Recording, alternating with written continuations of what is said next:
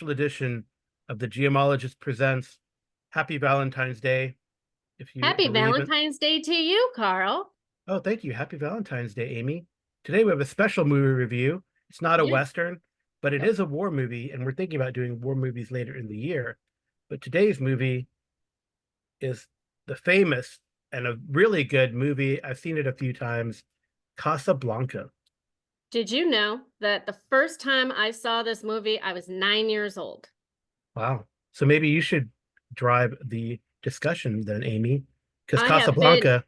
I have, and I've been in love with this movie. Haha, get it? Valentine's Day for 41 years. Hint to the Wow, viewers.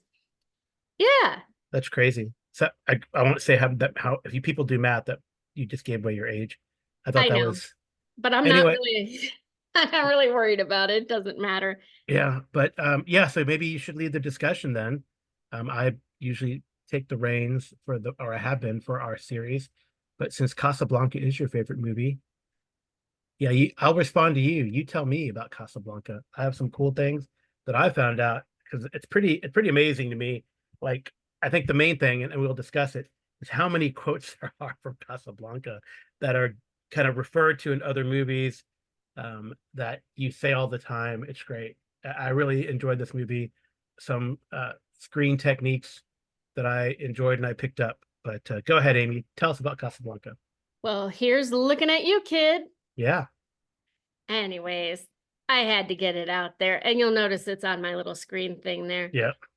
For any of those that are not used to Casablanca, it was a 1942 movie where Rick Blaine, played by Humphrey Bogart, is the owner of a nightclub in Casablanca, and he discovers his old flame, Ilsa, that played by the absolutely gorgeous Ingrid Bergman, is in town with her husband, Victor Laszlo, and I think Paul's last name is Heinrich. Heinrich. I totally apologize if I don't Heinrich. pronounce that right. And Laszlo is playing a famed rebel, and he's got the Germans hot on his trail, and he's broken out of a concentration camp, and he's gone all over the place, and he's arrived in Casablanca with the Germans hot on his trail. But Ilsa knows Rick can help them get out of the country with papers of travel. Right. It's billed as a drama film, but it is kind of a war movie. It's actually filmed and set during World War II, and it focuses on this expat Rick, played by Humphrey Bogart, and Henreid is a Czechoslovak resistance leader. He escaped from Vichy-controlled France to, well, it says unoccupied Morocco and the city of Casablanca, where he wants to continue to take the fight against Nazi Germany. So yeah, it's based on Everybody Comes to Rick's, which is an unproduced stage play by Burnett and Joan Alison, and it is directed by Michael Curtiz. Right, but the screenplay was actually written by Julius Epstein, Philip Epstein, and Howard Koch. I think Wow, Koch. cool. It was produced by Hal B. Wallace and directed by Michael Kurtz. Hmm. Music by Max Steiner. It runs about 102 minutes, and it's from Warner Brothers. Yeah, and actually, I read something really cool. Let's see. Yeah, it's interesting, actually. Here's a little tidbit too. Casablanca, definitely an A-list film. It's got Bogart and Bergman with established stars, first-rate writers. No one involved with its production expected to stand out that year, actually. And it was No, rushed not to at all. release. It was rushed to release, actually. It is, like I said, filmed during World War II. It was rushed to release to take advantage of the publicity from the Allied invasion of North Africa a few weeks earlier. And it Oh, yeah. actually opens up December 1941. So you might know from your history. Yes, it coincides with the Allied invasion of North Africa and the capture of Casablanca. Right? The release did, but the actual film is set in December of 1941, apparently or supposedly right before the Americans joined World War II, before the attack on Pearl Harbor. I'm assuming probably like early December 1941. I thought something really interesting too that I found in an article from the BBC on Casablanca is that here Warner Brothers, they took a big risk. They took a stand, actually. It's an Mm-hmm. it's a as a paean to anti-isolationism, charting an American who makes money back on the refugee migration, because that happened through North Africa at the time. And then he actually says a couple times, Rick does, I stick my neck out for nobody. But then he turns into a self-sacrificing anti-Nazi freedom fighter, really. And they took a stand. Absolutely. Yeah, and Hollywood studio, Warner Brothers, took a stand and created a world populated by real refugees who escaped the war in Europe, actually. So there's like Absolutely. If you want 75 to, actors and do you want me actresses. to go into all the fun facts I have for you? Oh yeah, let's go for the fun facts. Okay, number one, Everybody Comes to Rick's was the play that it's Yeah. originally based off of. Did you know that Warner Brothers paid $20,000 in 1940 to purchase that play? In Wow. today's money, that's $289,143. And the only other play they had paid that much for, they paid $8,000 for. I want to say that was Grapes of Wrath, but I'm probably wrong. Please comment. Yeah. But the writers did it because the play was written as a cautionary tale against fascism. Yes, that's true. And nearly all of the 75 actors in the movie were immigrants, actually. Right, so immigrants Many of the fleeing actors, the war in Europe. yeah, many of the actors themselves were victims of war. S.Z. Skull, who played the waiter Carl, was a Jewish Hungarian who fled Germany in 1939 and lost 3 of his sisters in a concentration camp. Wow. Helmut Dantry, who played the Bulgarian roulette player, spent time in a concentration camp and left Europe after being freed just in time to be in the movie. That's pretty amazing. Kurt Boyce, who played the pickpocket, and he's quite funny, was a German Jewish actor and refugee and came to the United States. Conrad Veidt, who played Major Heinrich Strasser. Ironically, yeah. Yes, was a German film star and refugee, and even though he fled the Nazis, he's always been cast as a Nazi in American films. I know. But here's the dies, kicker. though. Here's the kicker. So the director of the movie, Michael Curtiz, was a Hungarian Jewish immigrant who arrived in the United States in 1926, but his family members were not able to get here until they got out of a refugee camp from Nazi Europe shortly before the filming of the movie. Yeah, it's pretty amazing, right? How this movie came together. And actually, a lot of people thought it would be a hill of beans, but it does have a solid plot, I thought, and very intelligent script writing. And it's funny that actually the writers of the screenplay kind of, while it was adapted from that play, they kind of wrote it as they went during the shooting of the movie, which I think is pretty amazing, actually. Oh, absolutely. Now picture this, Carl. The opening credits, the film is going, the plane is flying. Yep. But it's set in Lisbon. No? Yeah, that's where the original play was set. Oh, wow. Oh, the original play was set in Lisbon. Okay. Absolutely. And did you know that Ingrid Bergman was almost 2 inches taller than Humphrey Bogart, and he had to stand on blocks or sit on cushions when they were in scenes together? That's funny. So I guess in Marseille they would have taken a left to get to Lisbon. Absolutely. Right. It was also shot right entirely in Burbank, California, with one exception. With one exception. Do you know what that is? No, I don't. You're going to tell me, though. I am. The opening scene where we see the Nazi villain Heinrich Strasser flying past an airplane hangar is actually shot at Van Nuys Airport in Van Nuys, Los Angeles. Yeah. Oh, Van Nuys. Yeah. Cool. That's pretty interesting. And did you know that in 1942, at the Summit of Conferences held in Casablanca, attended by Franklin D. Roosevelt and Prime Minister Winston Churchill, they both came out and said that it was one of their favorite movies? Wow. 2 months after its release. So it is a patriotic war movie.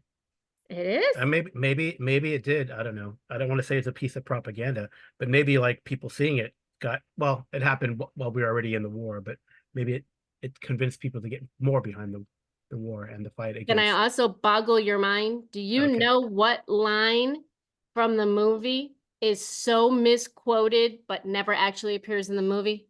Oh, I was going to bring that up, but you're going to tell me anyway. Well, go ahead and guess. No, go ahead. Play it again, Sam. I was gonna guess it was play it again, Sam. That's not what was said. No, Ilsa actually says play it once, Sam, or play it, Sam. And Rick says play it again, Sam, but never play it again and then Sam. Right. It's play it, Sam. Play it as time goes by. That's what Ingrid Bergman says. And then and Humphrey Bogart reprises that and he says, He says, I never want to hear that song again. Play it, just play it, or something like that. But Oh, anyway, absolutely. What do you it's remember good. the song As the Time Goes By? As time goes by? Yeah. That was originally not meant to be in Casablanca, Huh. but because Ingrid Bergman had already filmed the scene, they left it in.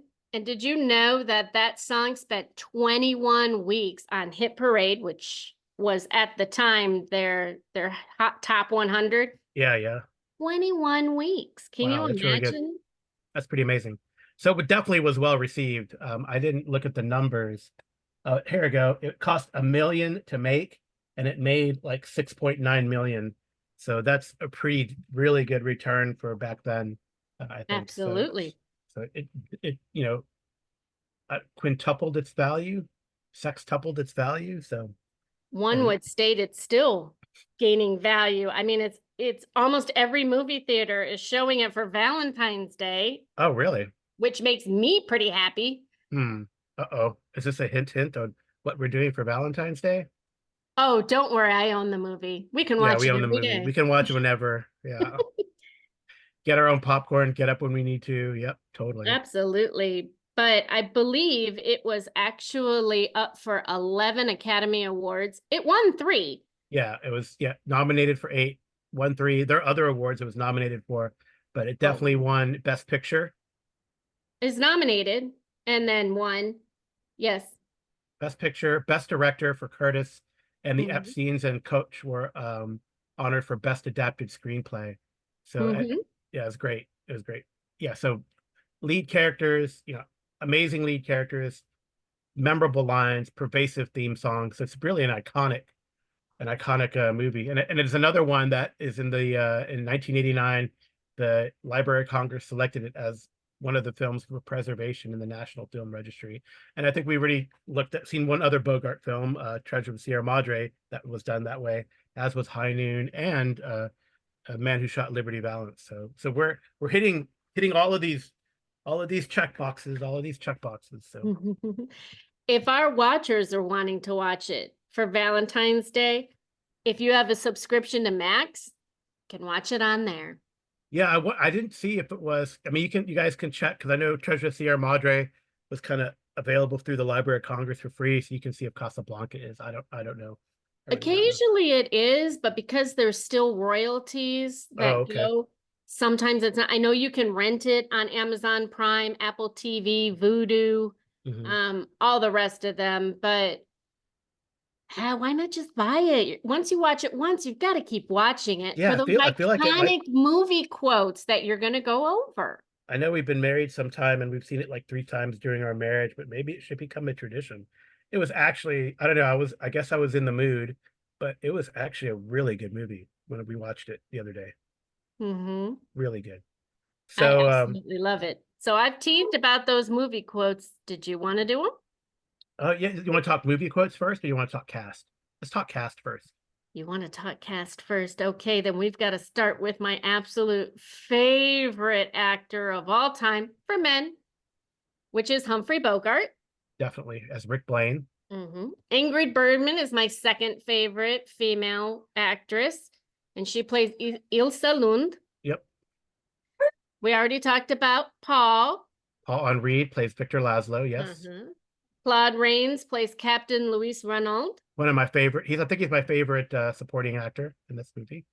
Oh my gosh. I can't imagine this movie without any of these characters. Right. And Conrad Veidt was Major Heinrich Strausser. We A already really talked good about. bad guy. Really good bad guy, actually. And apparently he's was a really great guy. Yeah. Yeah. And Yeah. And then actually, he Peter. was a refugee German actor. He fled the Nazis with his Jewish wife. So, Mhm. and again, ironically, he played Nazis in American films. He was actually the highest paid member of the cast. And unfortunately, he died shortly after the film's release. So, You never know. yeah. But then there's Peter Lorre.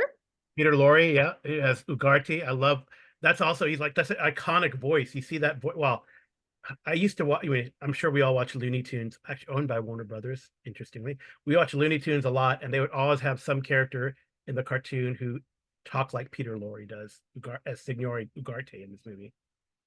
Absolutely. I mean, it's just the actors go on and on and Right. on, but I And- mean, I just can't imagine the film with any other actor. Right, right. I mean, and the other second build actor was Sidney Greenstreet, who played Signor Ferrari.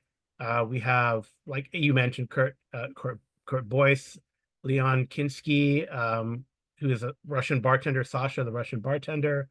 He actually was the author of the Round Up the Usual Suspects, The Making of Casablanca, and Mhm. he was in the cast because he was actually Bogart's drinking buddy, which is kind of funny. Madeline LeBeau was Yvonne, his Rick's former girlfriend. Joy Page was the young Bulgarian refugee. Um, John Quaylen was Laszlo's resistance contact. Carl the waiter, you mentioned already, S.K. Mhm. Sakal, and then very notably, kind of the singer and the musician behind the scenes, or in a lot of the scenes, was Dooley Wilson as Sam. So one of the few Americans born members cast in the movie, actually. And yeah, he was actually a drummer and he had a fake playing the piano, but he did a great job faking playing the piano. Oh, he did. And I mean, man, I can't imagine that movie without him in it. Right. And I mean, I'll just say it that I think they did an incredible job of picking the cast. I mean, Yeah. there's not one actor or actress, even the little, I guess you could say extras they had. Yes. Well, a lot of, like you said, like we said, there were 75 of them were actual immigrants, actors probably fleeing Europe from the war.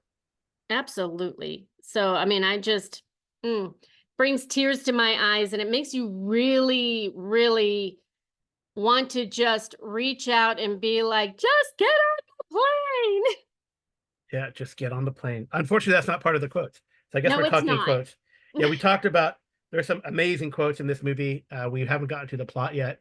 I want to say, as well as quotes, though, this technique or kind of a device that they use where you follow the travel on the map that you definitely was made famous, and it seems like it's an homage to Casablanca in Raiders of the Lost Ark, is where they have the little dots of the travel from Paris to Marseille, then across the Mediterranean to Oman, and then from Oman by train to Casablanca.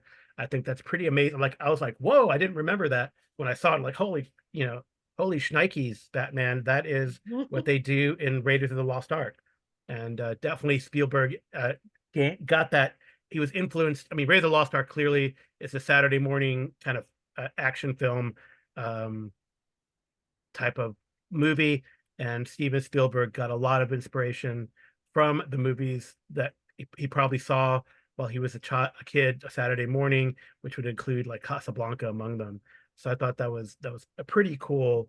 And I was like, man, I guess Raiders of the Lost Ark is really trying to get that pre-war, world during the war kind of World War II vibe, that is apparent in that movie, and Raiders of the Lost Ark specifically.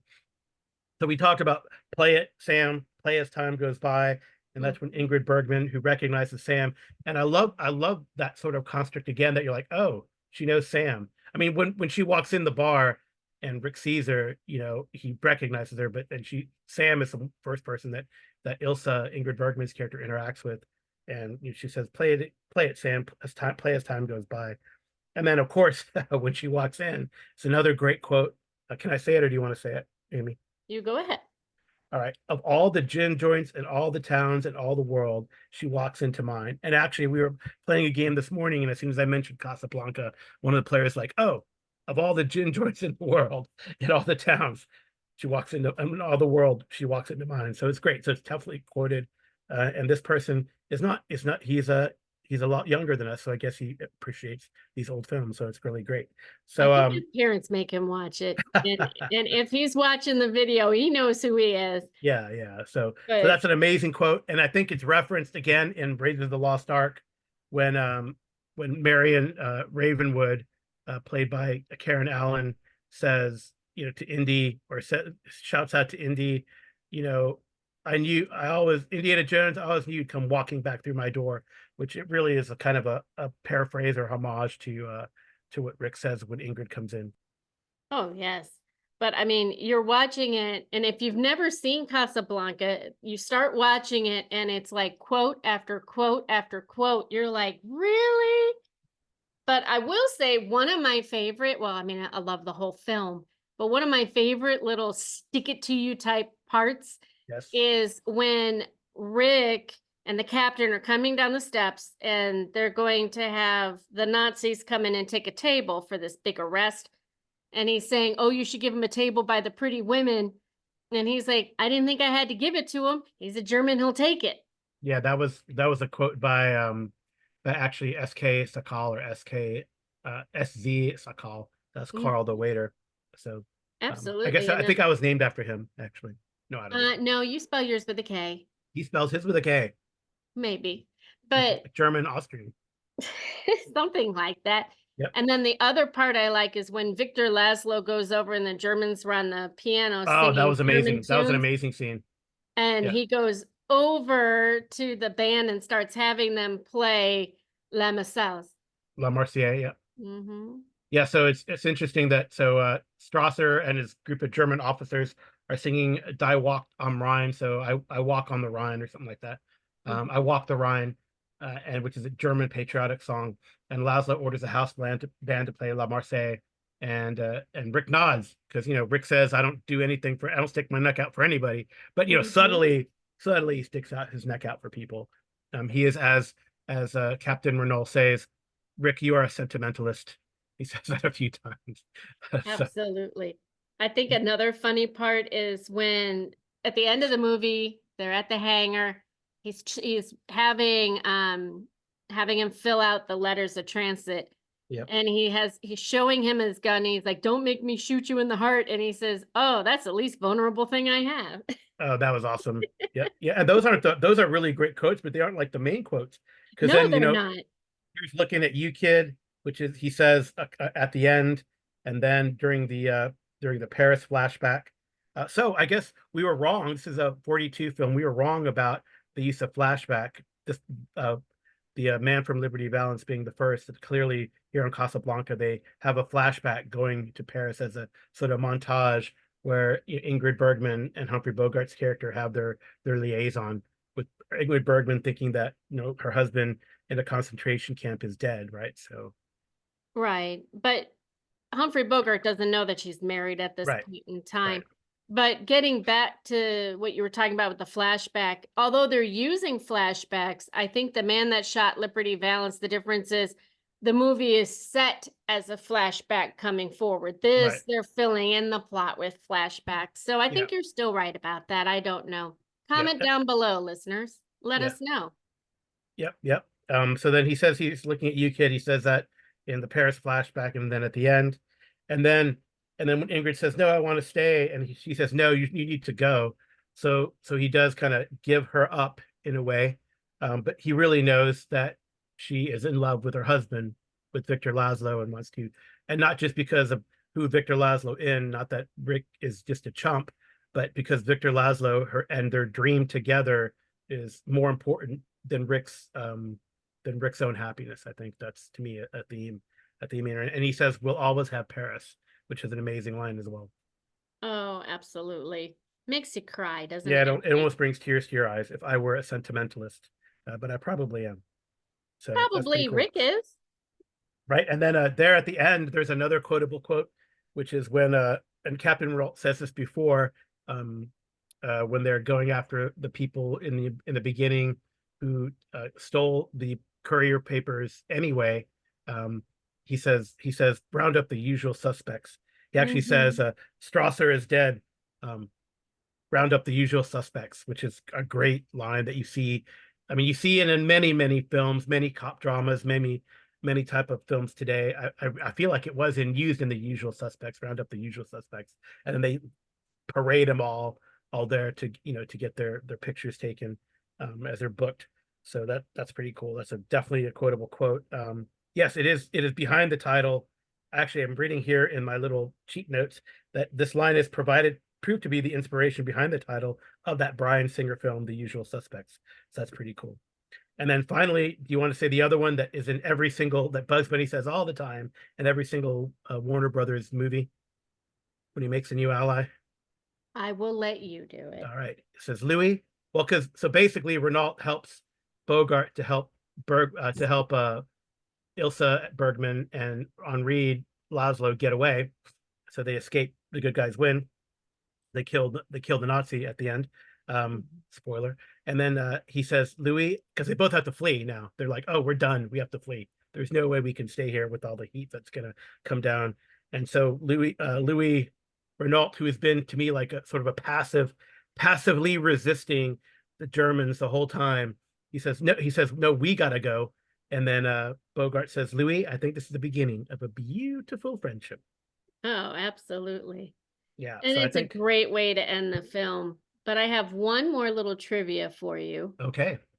Did you know that the Epstein brothers never actually came up with a reason why Rick could not return to America? Oh, that's fascinating. Yeah, you can make up like whatever story. Like they even Renault speculates, oh, did you murder someone? Right, but eventually Julius Epstein said that he and his brother tried very hard to come up with a reason why Rick couldn't return to America, but nothing seemed right, and they finally decided never to give a reason. Right. But Rick is kind of like a hero, right? I mean, in a way, he fought much like well, I don't know if Hemingway fought. I guess he did fight for the loyalists in Spain, but Rick Blaine, the character that Humphrey Bogart plays, fought against the fascists in for the loyalists in Spain, and then he also helped against he also helped run guns to Ethiopia against the Italians prior to World War II. So he's an adventurer type as well. So and I think that's great. That's a great little piece of trivia to me that we don't know what he did, but of course Renault speculates. Did you sleep with the senator's daughter? Did you kill somebody? Kind of trying to get it out of him because Rick is that man, that tough man who's like, you know, keeps things close to his vest. So I think that's pretty cool. That's funny. I So have do we want to one do? other funny little trivia for you. Great, you're running the Okay, show. I'm trying to. So in the 1980s, the script from Casablanca, they changed a few things and sent it out to several major studios and production companies under the name Everybody Comes to Rick's and asked if anyone wanted to pick up the movie to redo it. And some recognized it, some didn't, but most of them said there's not enough sex to make a decent movie and there's too much dialogue and it's too dated, so not worth our time, won't be a hit. Which is a crazy talk. I think it would actually do well today. There's implied sexual situations or implied adult themes. That's what they always say. I I think it's rated PG anyway, right? I think so. I mean, Or they is were it censored pre-code? so It's much pre-code. making the Yeah, movie yeah. that the only real bad word they used was hell. And I think they were told they could only use it a max of like 8 times in the entire film. Right, right. Yeah. So, but there is implied relations. I mean, it's an adulterous relationship, really. So it's not that dated. Now, I disagree with the dialogue. There's a lot of movies nowadays that, like Usual Suspects, they have to pay attention to what the hell they're saying, and a lot of other movies where you got to do that. I mean, I guess if they had tried to bill it as an action movie, it wouldn't quite work.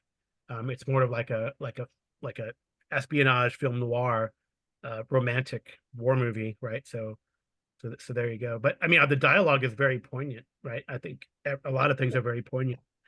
If you see the original, you sit there and like, why would you want to remake it? Now, granted, it was completely done in California. The ones that had done it, well, the ones that wrote it and everything had never been to Casablanca for obvious reasons. There's a little bit of a war going on. But I mean, don't you, when that comes up, you're like, oh, that's got to be what it looks like. Absolutely not. It's a lot of stones and dirt and dust, and it's not like that, but it pictures up things in your mind that makes you, oh, I really want to go to Casablanca someday. Well, it's supposed to be a beautiful city in Morocco anyway. It's supposed to be very nice. So Oh, I'm sure it's absolutely gorgeous, but it's not like that. right. But they don't really I mean, they show like a busy market street, kind of like they do Cairo in Raiders of the Lost Ark. Another influence, a busy, crowded, uh, you know, But Middle they did it. Eastern Arab themed North African street. Oh, yeah. Um, I think they But did a great job of showing how people were oppressed during the war, though. oh yeah, for sure, for sure. They Yeah. couldn't travel. They waited months, weeks, days, years for their transport papers, and they had Hmm. to stay in non-occupied areas, and family members would go and family members would stay, and just the toils of war. So I think this movie is so much more than just about Rick and Elsa.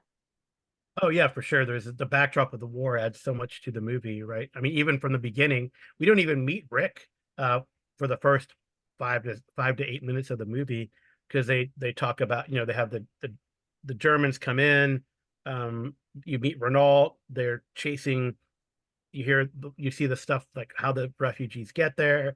They're chasing some um French resistance people through the streets and they gun one down. So that's kind of how it opens. And then it gets to Rick's, right? It gets to Rick's Cafe Americain. Absolutely. And if as you watch the movie, you'll see when they're showing people that they feel are doing good things, there's a light on their face. When they're talking about doing something that they don't think is good, they use only shadows on the face, getting back to the shadows and light and darkness and the use of music and just foreshadowing in a literal sense. And you Yeah, see pretty much. the mist and the clouds and then Right. light and airy when they're in Paris, and then you hear the sirens go off and they start telling them how they're going to react when the Nazis walk in, and you just see this whole dismal look come over. I just It's amazing. I Yeah, think and like Ingrid Bergman's face is always like lit up with that soft light. I think in every scene except for when they're talking to Ferrari. I think it's because that's during the day, but when her late face is always like has that soft light or that aura around it, right? Almost Mhm. angelic, right? Which is interesting. So Yeah, so here's my question for you. okay. What system would you game Casablanca with? Oh, I thought we'd get that to that at the end, but we don't you don't want to talk plot then? We don't need to talk plot, I don't think. Then We um already did. I mean, I guess we've implied it. I guess the we've gist of it, if implied you've it. never seen Casablanca, I guess we should give someone. So the whole thing revolves around Laszlo and and Ilsa. Ilsa come into town and they want to get away to Lisbon and then on to the United States, right? As refugees, Laszlo is an escaped prisoner from the concentration camp, um, and it kind of builds slowly that the Germans know he's here, they know what he's about, they're going to capture him, and eventually they want to kill him, right? They imply that they want to kill him, but another player in this area, so refuge papers to get out are hard to come by and expensive, and Rick and Cafe Americain is like a place where you can make these deals, right? It's got gambling, it's got singing, it's got drinking, all that kind of stuff. So it's a cafe, it's like a bar, gin joint. There you go. So anyway, so it does so you kind of set the scene with the killing of the French resistance people that Renault goes around, and then um this petty crook, Ugarte, Senor Ugarte, who's played by Peter Lorre, he boasts to Rick about the letters of transit that he received, and it's implied that he either arranged or took part in the murdering of these two German carriers to get them. And then the bearers would allow people to travel freely around German-occupied Europe and neutral Portugal, which is the important thing. So, and then Ugarte wants to sell them, but then I guess he feels that he's being chased or people know what's going on, so he asks Rick to hold him. They round up Ugarte and he's killed off camera. He's killed in jail off camera. And then at that point, Ilso comes in, right? The reason for Rick's cynical nature. I don't get involved. I don't stick my neck out for nobody, right? He also doesn't sit down and have drinks with anybody. Right. He doesn't do that at But all. As much as Renault wants him to, Renault calls him a sentimentalist, et cetera, et cetera. Um, what I like is that there's a lot of I know what you know, but I'm not gonna call you out directly, right? I love that kind of dialogue. Like I know what you're hiding, but I'm not gonna call you out directly, and I don't know exactly that you do, but I'm pretty sure that you do. I like that kind of intrigue. they're like spies without being spies. Oh yeah, yeah, this is great. So So and then they play as time goes by. Rick is furious, and he's stunned to see Ilsa, and then she's accompanied by Laszlo, who he does not know yet that it's her husband, right? They just know that Laszlo is an important fugitive from the Czechoslovak resistance. So Right. He was told not to let him get out. yeah, and then Rick seeing this, he kind of drinks a whole bottle of something, and you get the Paris flashback where where he knows Ilsa, and that they were together, and then when the Germans stormed or captured Paris, right as the Germans are capturing Paris, they flee, or the plan is to flee, and they're on the last train out of Paris, and he and Sam are like looking for Ilsa, and she doesn't show up. And then there's a great scene where he's holding the letter that Sam found by her from the hotel, because Sam had to go check on her, and it's like, say, I'm sorry, don't ask me why. We probably will never see each other again. And then it kind of melts away in the rain, which I think is or Well, the the ink writing. runs off Yeah, just as if it was mascara on a woman's eyes running down. yeah. So yeah, that's pretty cool. That's actually very interesting simile that you're using. Because I've Pretty seen cool. the movie way too many times. So so yeah, so then it's very interesting, and of course that this couple needs the letters to get out, right? And then German Major Strasser arrives in Casablanca to try to prevent that, and then they introduce Signor Ferrari, who wants to buy the bar, but he's also an underworld figure in the sort of refugee trade, and he's Rick's friendly business rival. Like I said, he wants to buy Rick's cafe, But he's and he knows that actually a really good guy in the end. yeah, it turns out to be a really good guy. So then we have that great scene that you described in the bar where there's this, they drop the French here in unoccupied, and that's what Renault says all the time: unoccupied France. Even though Absolutely. it's Vichy controlled, it's unoccupied, right? It's unoccupied. But I mean, the best part about that scene is I was reading what different people said about it, and all the extras, all the tears and the singing are the actual Oh, it's people. genuine, right? Wow, It's unscripted. genuine That's and pretty you amazing. feel it. You almost want, I mean, I don't know the song well enough. With as many times I've watched it, I can mouth the words, but I still don't know what they're saying.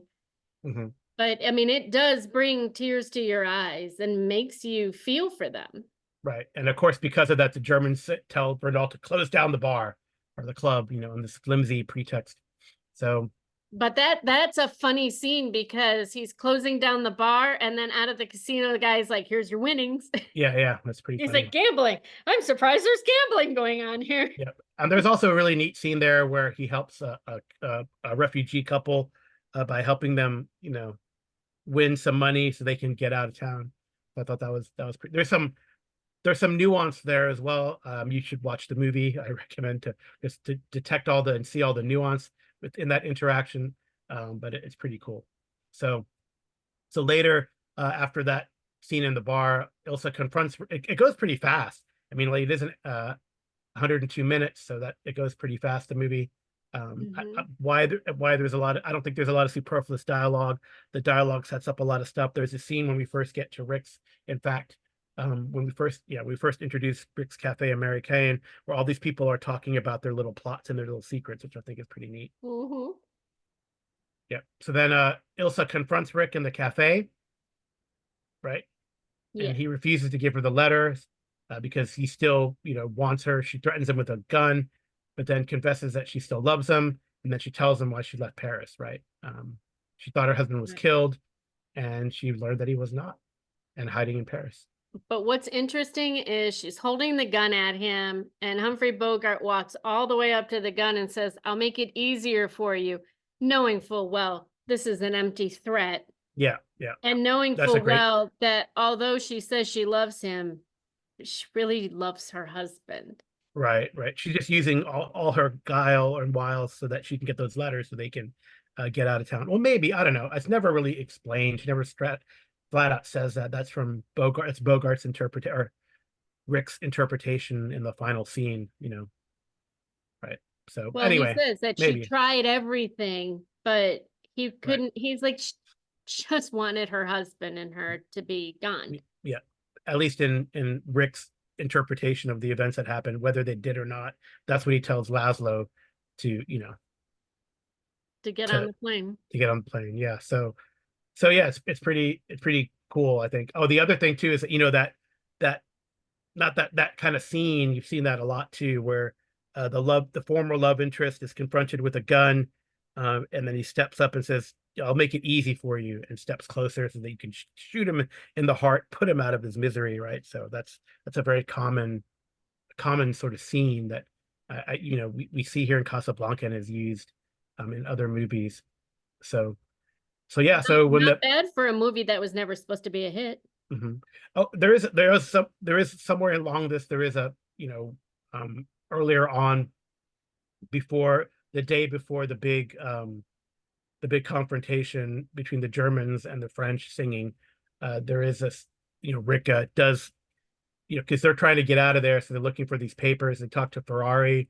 He tells them that Rick probably has them, but then Rick says, "Yeah, they're probably going through my bar, ransacking it, so that they can find him, but they don't, because he hit him in the piano, right? Spoiler.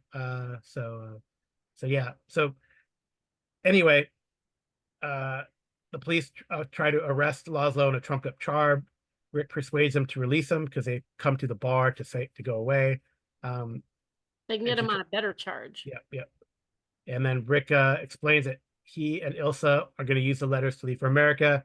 So when Renault tries to arrest Laszlo, Rick forces him at gunpoint to assist in the escape. And I would say Renault kind of reluctant, he doesn't put up a fight, right? So that's why I I think, think Renault wanted to see this go forward. He wanted to see Laszlo continue in his rebel ways and fight the Nazis. I mean, I think although, everybody across the board was part of their circumstances. right. Although, I mean, it is curious. I mean, I don't know if Renault is setting Strasser up then with sort of this interpretation, but he does tip off Renault, because he does call him and say, "Oh, uh, let these people, don't hinder us as we go towards the airport." Well, I think he does that for the simple reason that if he doesn't alert them, he's dead on arrival, I guess you could say. He's trying to save face, you know, at the circumstances of what he was having to do, and he left anyways. Or Right. maybe his intention was to always take him out. Yeah, maybe it was setting up Strasser, right? Because it's too late for Strasser to round up all the guards, and he rushes out there alone. But I love Rick's line too, when the last moment he makes Ilsa board the plane to Lisbon with Laszlo, telling her that she would regret if she stayed. He says, "Maybe not today, maybe not tomorrow, but soon and for the rest of your life." Um, and then she says, "But I love you, Rick." And then she says, "But," he said, "Well, we'll always have Paris," right? So Yeah. that's pretty amazing. And then as they board the plane is taxiing on the runway. Strasser arrives, and there's a confrontation between Rick and Major Strasser. And Strasser draws a gun, but Rick is too quick on the draw and shoots him dead. And then when the police arrive, Renault says, or orders them to round up the usual suspects. Because he's been shot. And this, he actually says, they actually tell you where they're going, because Renault says that he and Rick should join the Free French in Brazzaville. And then as they walk away, Rick says, "Louis, I think this is the beginning of a beautiful friendship." Credits. Right, credits roll. Close scene. Well, that's a quick summary of the plot. Go see the movie. Now we're going to talk about games, I guess. I would think so. Yeah. So go ahead, Amy. You first. You brought it up, so you talk about games first. I think just about anything would work with it. Yeah, some World War II games that come to mind since we're doing this, I think, are like Achtung Cthulhu. Or the It new gives that. Cohorts Cthulhu. Well, Cohorts Cthulhu takes place in Rome, but Achtung Cthulhu is like sort of the World War II version of that same sort of verse. But definitely, Well, Achtung Cthulhu could work. even your Delta Green, maybe. Um, or even straight out Cthulhu. There's like a World War II Cthulhu that was put out in 6th edition. Mm-hmm. So Delta Green, I guess Delta Green would work, but yeah, well, it is. Well, It's Delta pretty Green is sort of, deadly. yeah, Delta Green is 6th edition Call of Cthulhu. All right, so I mean, I guess in a way, Savage Worlds could work. Yeah, if you want a more Because pulpy. if you fail your batting of your eyes at Rick, you could just keep throwing bennies out there. Yep. Yep. That's kind of funny. So I think what's cool is actually, so speaking of Call of Cthulhu, so there is this new product that's coming out by the Cesson Files publishing, that takes place actually in Morocco. It's called The Blessed and the Blasphemous.